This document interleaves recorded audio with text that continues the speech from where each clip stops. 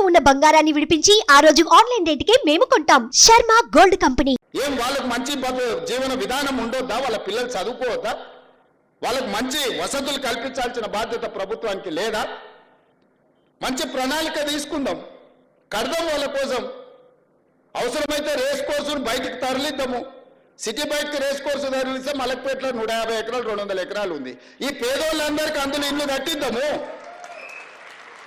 అంబర్పేటలో ఉన్న పోలీస్ అకాడమీని ఊరు బయటకు తరలిద్దాము. 200 ఎకరాలు ఉంది అంబర్పేటలో. ఆ 200 ఎకరాలలో మూసి నది ఒడ్డు ఉన్న పేదోళ్ళందరికీ మంచి ఇల్లు కట్టిద్దామా? ఏం ఇదంతా ప్రభుత్వం ఆస్తే కదా. పేదలకు మంచి చేద్దాం, మీరు వచ్చి సూచన చేయండి. దాని మీద ఒక కమిటీ వేస్తాం. దాంట్లో రాజేందర్ను పెడతాం, కేకేఆర్ను పెడతాం, హరీష్ రావును పెడతాం, పొన్నం ప్రభాకర్ గారిని కూడా అందులో పెడతాం. మీరు కలిసి మాకు ఇవ్వండి సూచనలు. ప్రతిపక్షానికి కూడా ఈ పేదలకు మేలు చేయడానికి ఒక కమిటీ వేద్దాం. బీజేపీ, బీఆర్ఎస్, ప్రభుత్వం అందరు కూర్చొని పేదోళ్ళకి ఏం చేద్దామో ఆలోచన చేద్దాము. ముందుకు రాండి. 10 ఏళ్ళ అనుభవం ఉందంటారు కదా మీకు ప్రభుత్వము, మంత్రులుగా. మీ అనుభవం పేదోళ్ళ కోసం పెట్టుర్రు, మీ ఆస్తులు ఇవ్వకపోయినా సరే. కాబట్టి ఇక్కడ ఉన్న నా మిత్రులందరికీ ఒకటే, వాళ్ళు ఏదో సోషల్ మీడియా నిజంగా పోయినోనికి దుఃఖం ఉంటుంది. నాకు అర్థం కాదానే.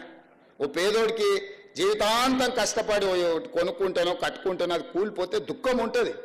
దుఃఖం ఎంత ఉంటుందంటే ఇంకా బతకడం కూడా దండుగా. ఈ భూమి ఇట్లా పగిలిపోయి అందులో కూరుకుపోయి చచ్చిపోయినా పర్వాలేదు, ఏంది బాధ అని ఉంటుంది. 20 ఏళ్ళ నుంచి ప్రతిపక్షంలో ఉన్న పేదోడు బాధ తెలియకుండానే నేను ఇంత దూరం వచ్చినా. కానీ ఆ బాధ ఉన్న పేదోళ్ళని ఎట్లా ఆదుకుందామో చెప్పండి అంటున్నా. బాధ తెలియకుండా మేము ఇక్కడికి రాలే. బాధ తెలిసి ఒక్కొక్క మెట్టు ఎక్కుకుంటా ఆ పేదలకు అండగా నిలబడుకుంటూ వచ్చినాము. పేదోళ్ళ కోసం కొట్లాడిన కమ్యూనిస్టులు వెంకటరెడ్డి గారు ఇక్కడ ఉన్నారు, కోదండరామ్ గారు ఇక్కడ ఉన్నారు, తెలంగాణ కోసం కొట్లాడినారు. వీళ్ళందరినీ కూర్చోబెట్టి మాట్లాడదాం రండి. ఏ ప్రణాళికతో ముందుకు పోదామో, బాగు చేద్దామో, మన నగరాన్ని బాగు చేసుకుందామో మీరు చెప్పండి. ఏది చేసినా అడ్డం పడి శనీశ్వరులాగా, శని కాలకే మూటలాగా ప్రభుత్వం ఏ కార్యక్రమం చేసినా, రైతు రుణమాఫీ చేసినవా 25 రోజుల్లో 18,000 కోట్ల రూపాయలు 22,22,663 మంది రైతులకు 2 లక్షల అప్పున్న ప్రతి రైతుకు మాఫీ చేసిన నేను. దాన్ని సంపూర్ణంగా బట్టి విక్రమార్క గారు సహకరించిన అన్ని దిక్కులు ఉన్న రూపాయి బిగబట్టి 18,000 కోట్ల రూపాయలు వాళ్ళ ఖాతాలు వేసినాం. 2 లక్షల పైన ఉన్న వాళ్ళకి ఆ పైన మీరు కట్టే మిగతా ఇస్తామని చెప్పినాం. రైతు రుణమాఫీ జరగలేదని ఇలా దిక్కుమాల నోటి దీక్ష పెట్టిండు. ఇక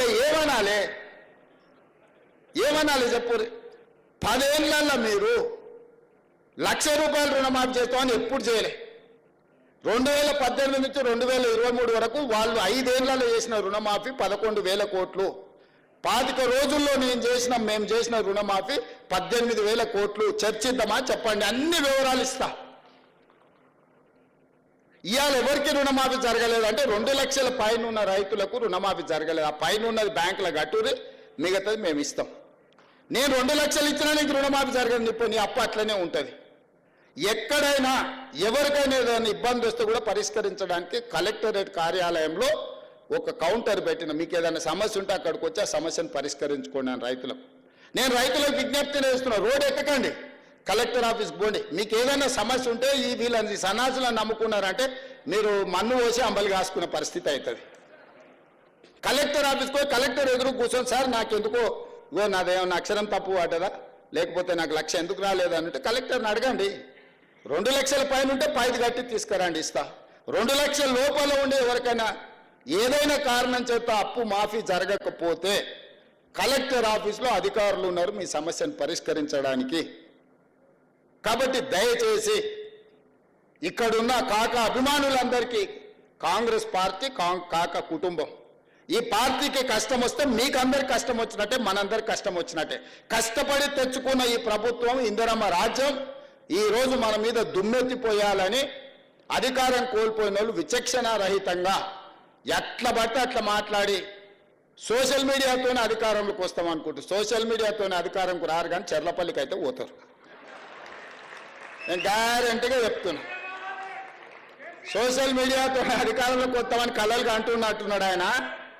నువ్వు సోషల్ మీడియాతో అధికారంలో రావు కానీ చిల్లర పనులు చేస్తే మాత్రం చెల్లపరలో చిప్పకూడు తింటావని నేను చెప్తూ మనందరం కలిసికట్టుగా కాక స్ఫూర్తితో తెలంగాణ రాష్ట్రాన్ని అభివృద్ధి చేద్దామని తెలియజేస్తూ సుమన్ టీవీలో మీ పర్సనల్ అండ్ బిజినెస్ ప్రమోషన్స్ కోసం కింది నెంబర్కి కాంటాక్ట్ చేయండి.